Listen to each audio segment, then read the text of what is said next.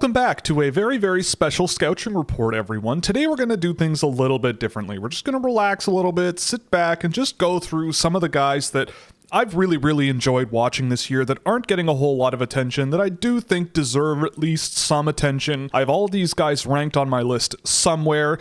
I'm not going to say that all of these guys are destined for NHL greatness or anything, but they've just been really good players to watch for one reason or another this year, and I would consider them on some level sleepers in this year's draft class that you could probably get in the mid to late rounds, and everybody loves some guys off the board here and there. So what we're going to do is just go through 5 guys, a lineup of players, 3 forwards, 2 defensemen who I've watched this season and really liked, and we're just going to go through some video and I'm going to give you a quick little report on each one individually. And we're going all the way to Vladivostok on the first one here, and we're going to take a look at Ivan Fomin this year, who is number 17 in black in a lot of these clips. I just love this guy. He is 5'8" and he's listed at 137 pounds. So the likelihood that this guy is going to become an NHL player is probably 0, but every single time I watch this guy, he brings so much simultaneously joy and frustration. Arguably one of the highest energy levels in the entire draft. One of the players with, I think, a really good set of hands that he applies with really quick feet, and really has just been an offensive force on the team that he's playing on this season. Tied for the lead in their team scoring with 45 points this year. One other player on the team had 45 points as well. The next highest scorer had 29. So this was a team that did not have a ton of success this year, but Ivan Fomin drove a ton of the success that they did have. He is small, and I don't think that the speed in his game really translates very well at all, but God, this kid earns everything he gets, and I just cannot stop watching this player. At the end of the day,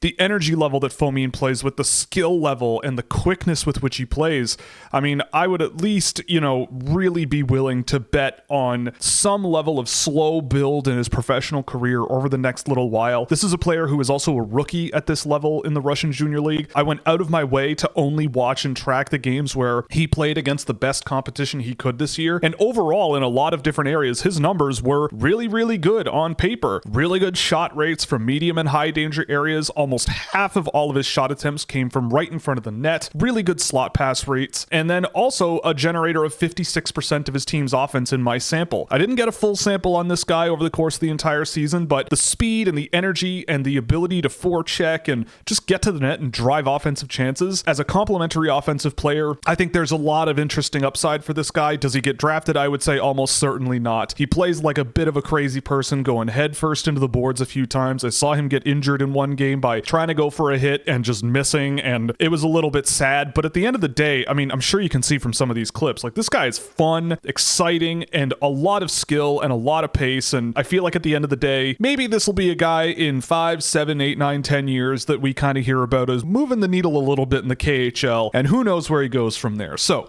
Ivan Fomin, the first one I wanted to get out of the way because he is just a joy to watch. And on right wing, we are going back to Sweden and looking at Leo Sundqvist with Brynäs of the Swedish Hockey League. This is another player who worked his way onto the men's team this year and then ended up staying there. He was playing quite a lot during their playoff run as well. He was playing in their last series of the season, which was the SHL Finals. Sundqvist is a player, again, similar to Fomin.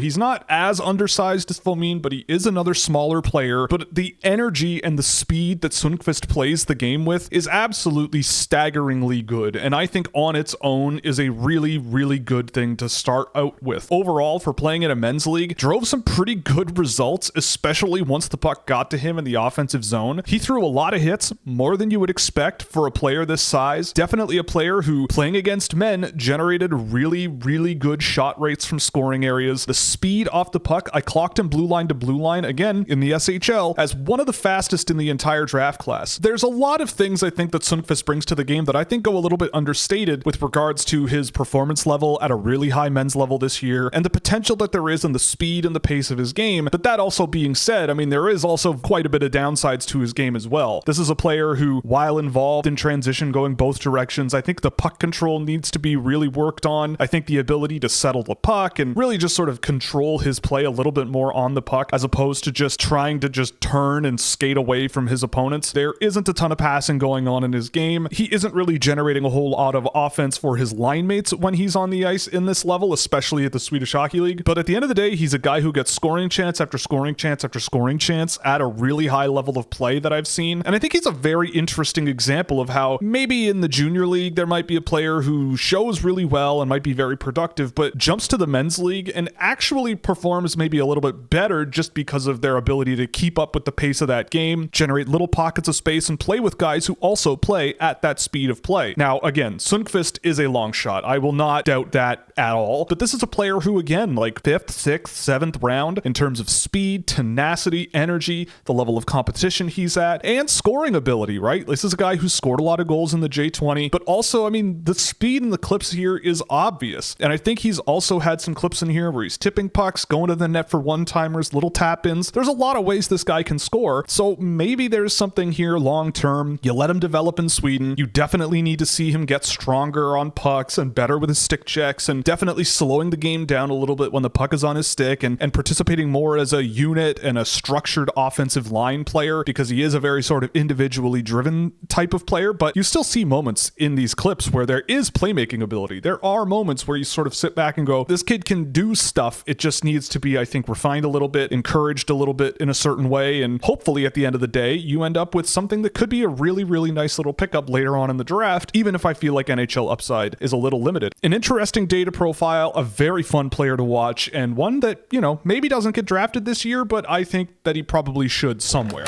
All right, now we're going up the middle here. We've got Gustav Hillström, who is number 27 on Brunus, another Brunus boy. We just did our report on Michael Sverchek. We just looked at Leo Sundqvist a couple of minutes ago. Now we're going to take a look at the third guy from this program that I've really, really liked this year. Gustav Hillström actually stuck out to me last offseason watching him because of just the smarts that he plays the game with. He's a player who I think understands the game extremely well, reads play really, really well, has excellent awareness of where to go, especially off the puck. Just really, really good positional ability, really, really good skating ability to get into those areas. And I think the skill level at its best has been really, really impressive. This is a tall, lanky kid who got a bit of a taste of hockey at the SHL level this year. Granted, I think he was a little physically outmatched at that level, and he needs to build a little more skill and quickness to make it really work at that level. But at the end of the day, you still saw a kid with a big work rate, a big energy level, and when you look at some deeper data, especially at even strength, Hillström was one of the best face-off guys in the entire draft this year, and he does have the size that NHL teams are looking at to play up the middle. Hillström's a player that's flirted with my first round all season long. I just think that he brings such great two-way instincts. And again, at the very, very least, when I watch Gustav Hillström in the context of the rest of these big, physical, heavy centers that are often North American in this year's draft class, and then I go and watch Gustav Hillström, is the difference to me that big, really? I don't really think so. I find Hillström to be a very interesting player with real great determination, a great frame to build on, really good skill level,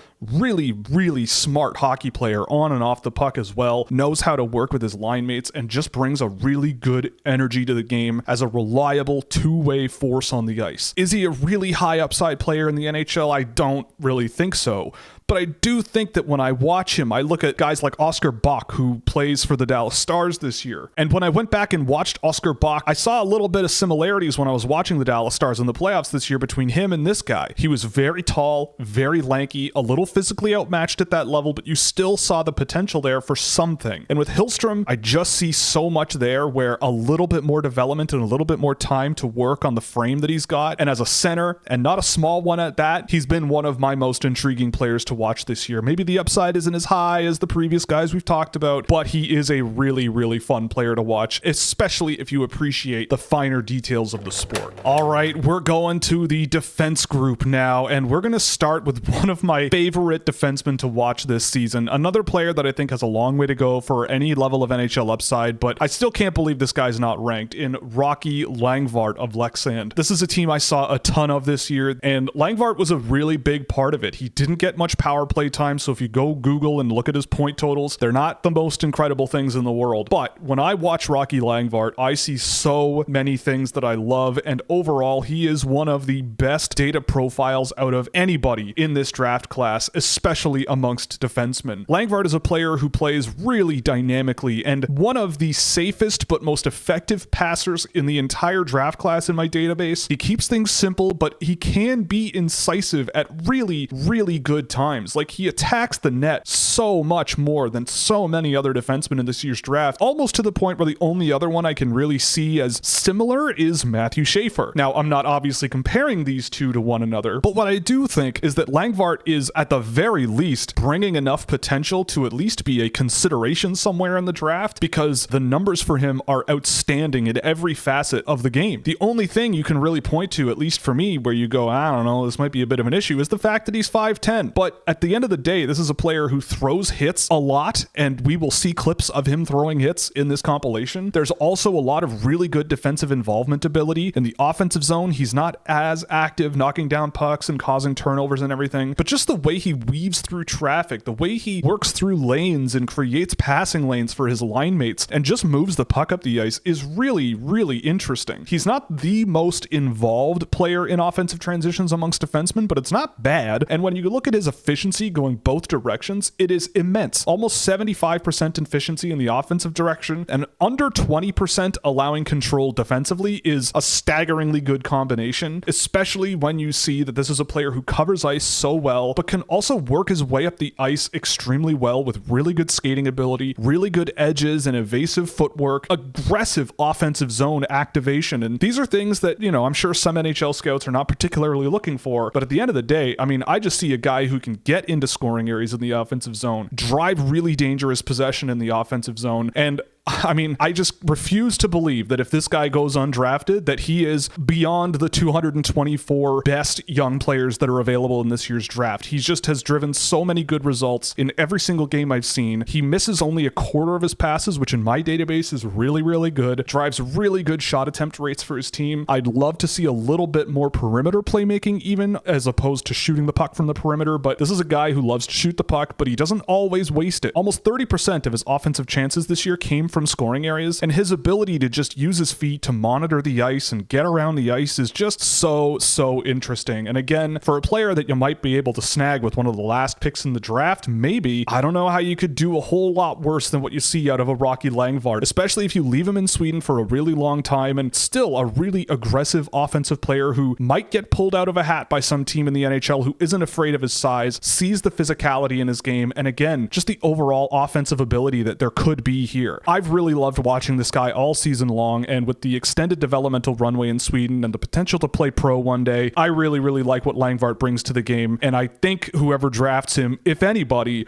will as well in time. And on the other side of the defense equation, we have a Canadian, believe it or not. We have Quinn Beauchesne of the Guelph Storm. Now, Quinn Beauchesne to me has been just a joy to watch this year in a lot of games I've seen. I was guilty early in the year of being a little bit dismissive of the way that he plays and its projectability to the NHL, but I think he plays such a really solid, modern NHL style of defending that I think works really well. He started the year really slowly offensively, but down the back stretch of the season was right up there in terms of production with some of the better defensemen in the draft tracker that I have. He was productive, and I think a lot of the things he was trying was working out a little bit more. Guelph added some more offensive weapons as the year went on, and I think that also benefited him. And I know there's a bit of a ways to go with him, but I just watched this guy play, and I feel like there is a really positive runway ahead if he just fills out a little bit more, gets a little bit more mobile and a little bit quicker. There were a lot of moments that definitely freaked you out a little bit, but man, the skill level at times with Beauchesne and the way that he uses it in conjunction, I think are really high end. The way he gets around a layer of defenders,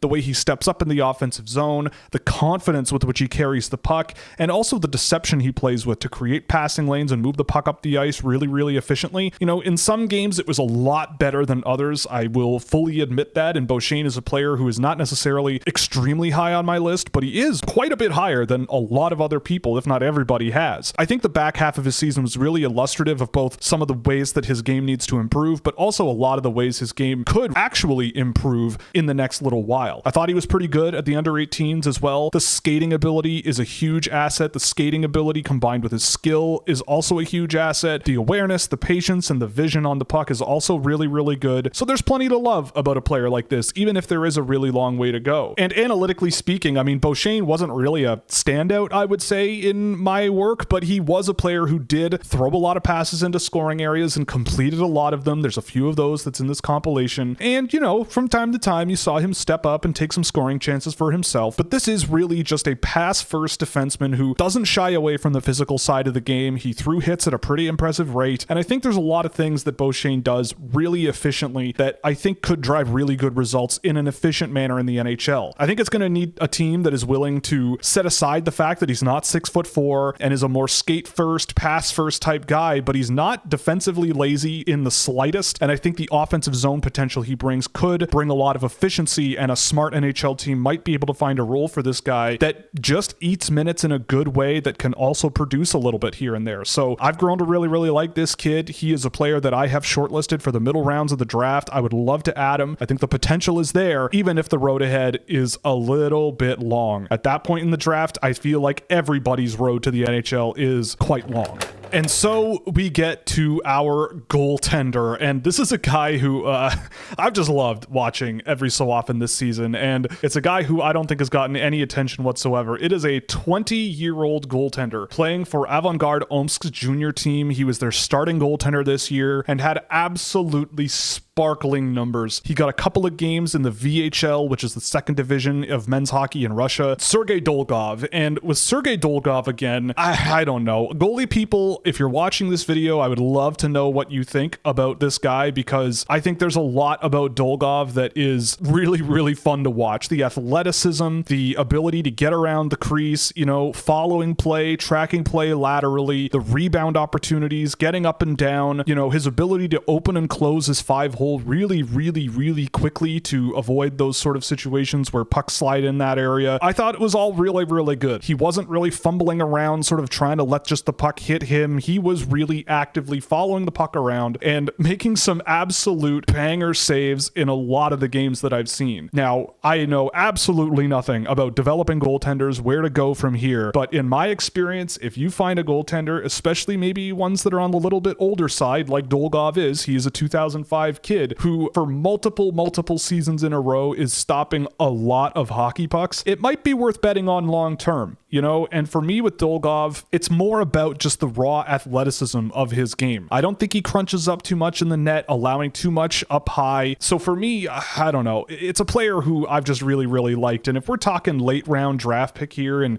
you just want a goalie that's kind of off the beaten path, a lot of teams do draft a lot of Russian goaltenders off the beaten path late in the draft because Russia knows how to make goaltenders. And I don't know exactly how, but they do seem to make quite a lot of them. And I feel like Dolgov's athleticism and agility in the net and a willingness to also not overcommit to stuff, right? Like I find a lot of faster athletic goaltenders skate way past the posts or skate way too far out of their net or get back way too deep in their net way too quickly. But Dolgov seems to have a really good understanding of where to put himself on the ice, how to put himself in a good position to make stops without giving up too much space for opponents to shoot at. So for me, Dolgov is a really, really interesting goaltender who, I mean, I just have really, really loved watching. He probably won't get drafted, but I'm going to keep an eye on him over the next little while because he's penciled in to play men's hockey next year, and I will be very, very curious to see how that goes. And with that, we have come to the end of the line of NHL draft sleepers that I've just enjoyed watching so much this year. We are in the home stretch here for Scouching Reports, and we just have the big boys left. We're going to get through Porter Martone, James Haggins, Michael Misa, and Matthew Schaefer before the draft. So I just wanted to kick back and have a little fun before we get to the big boys and see what comes out of those. So I will fully admit a lot of these guys are at the best long shots to make the NHL, but I mean, out out of all of them, the guy that I've enjoyed the most, Gustav Hillström, easily, with how smart he is and how capable he is. And I've just really loved Rocky Langvardt's ability to just generate results over and over and over and over again in pretty much every facet of playing the defense position. So there's a lot of fun in this group of players. I would not be surprised to see 3 or 4 of them just not get drafted completely. So we'll see what happens at the end of the day, but just a lot of really, really fun. And these are guys who, when I'm watching a lot of players who I just have not really enjoyed that are probably going to get drafted instead, it's a nice little palate cleanser for me. So with that, thank you very much for joining me. Again, thank you so much for all of the help and all of the support through all of our scouting reports so far, whether you watch the live streams or not, or just watch the recap videos in the summer, or just watch a couple of these based on whoever team drafts the player you like, or whatever player gets drafted by the team you like. Thank you so much for watching. This has been really, really fun. It's been a great season. It's really lovely to be back for my first full season after taking a little break a couple years ago, and we're going to be back bigger than ever and better than ever next season, so you can look forward to that. Enjoy the last few scouting reports. We got a ton of fun scheduled for the week of the draft, so if you haven't, definitely like and subscribe to the channel, and if you really, really like what we do, go to scouching.ca and consider a subscription where you'll get access to our Discord server, as well as data trackers for drafted and undrafted prospects, data visualization tools, and plenty of other fun stuff that you can access at various tiers depending on your price point. So thanks very much, and I hope you enjoyed these players as much as I have watching them over the course